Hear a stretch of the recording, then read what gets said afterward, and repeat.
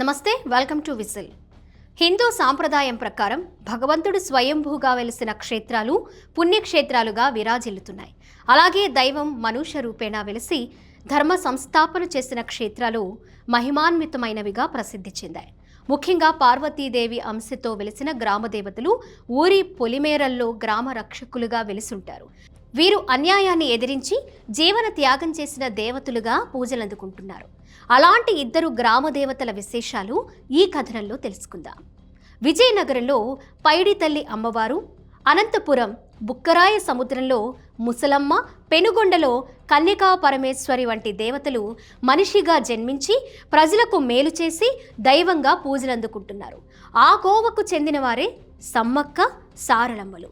త్వరలో తెలంగాణలో జరగనున్న అతిపెద్ద జాతర మేడారం జాతర. ఈ సందర్భంగా సమ్మక్క సారలమ్మల గురించిన విశేషాలు తెలుసుకుందాం. అన్యాయం, ప్రజా వ్యతిరేక పాలన మీద, దోపిడీదారు వ్యవస్థల మీద పోరాటం సాగించిన వారే సమ్మక్క సారలమ్మలు. అందుకే ప్రజలు వీరిని ఆదిశక్తి స్వరూపులుగా భావించి ఆరాధిస్తారు.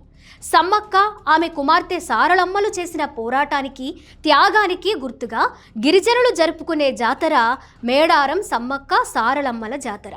ఆసియాలోనే అతిపెద్ద గిరిజన పండుగగా ప్రసిద్ధి చెందిన మేడారం జాతర ఈ ఏడాది జనవరి 28 నుంచి జనవరి 31 వరకు 4 రోజుల పాటు జరగనున్నాయి.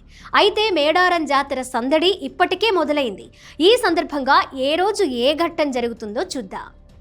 మహాజాతరకు 2 వారాల ముందు నుంచే మేడారంలో ఆచార వ్యవహారాలు మొదలవుతాయి.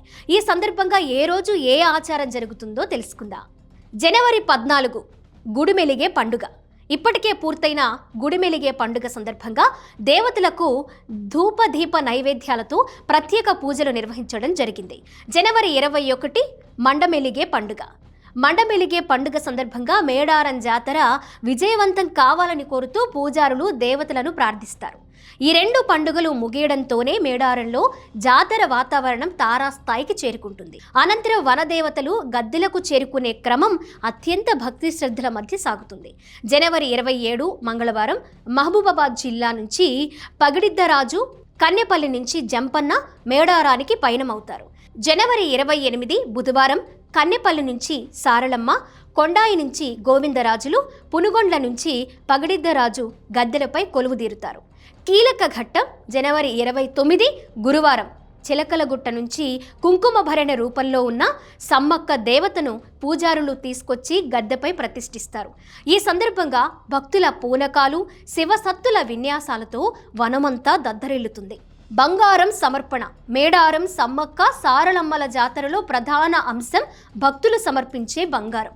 భక్తులు అమ్మవారికి కానుకగా బెల్లం దిమ్మెలను సమర్పించడాన్ని బంగారం సమర్పించడమని అంటారు.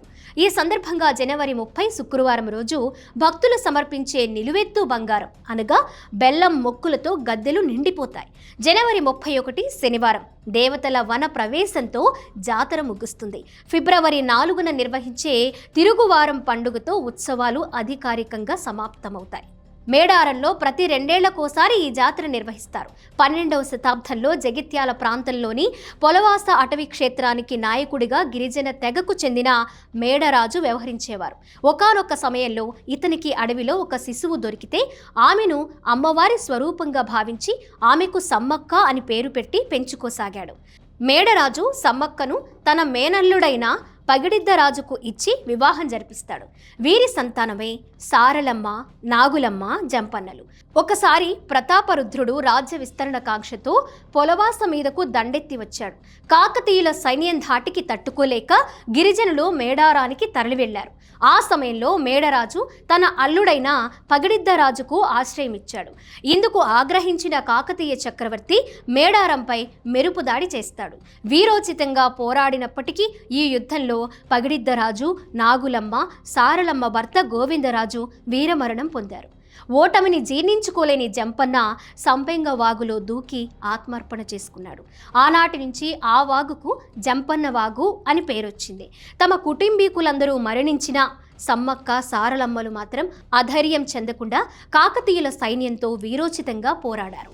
ముందుగా సారలమ్మ యుద్ధంలో వీరమరణం పొందింది. తిరుగులేని సాహసాన్ని ప్రదర్శిస్తున్న సమ్మక్కను నేరుగా ఎదుర్కోవడం కష్టసాధ్యమని భావించిన కాకతీయుల సైన్యం కుట్రతో సమ్మక్కను వెన్నుపోటు పొడిచారు.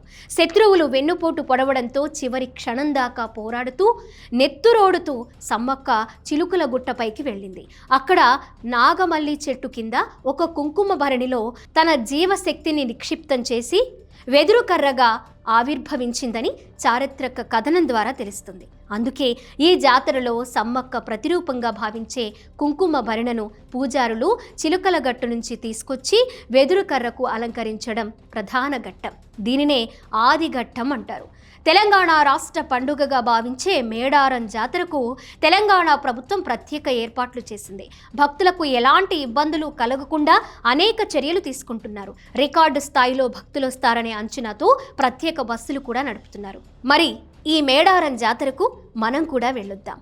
శ్రీశక్తి ప్రతీకగా నిలిచిన సమ్మక్క సారలమ్మలకు మొక్కులు తీర్చుకుందాం.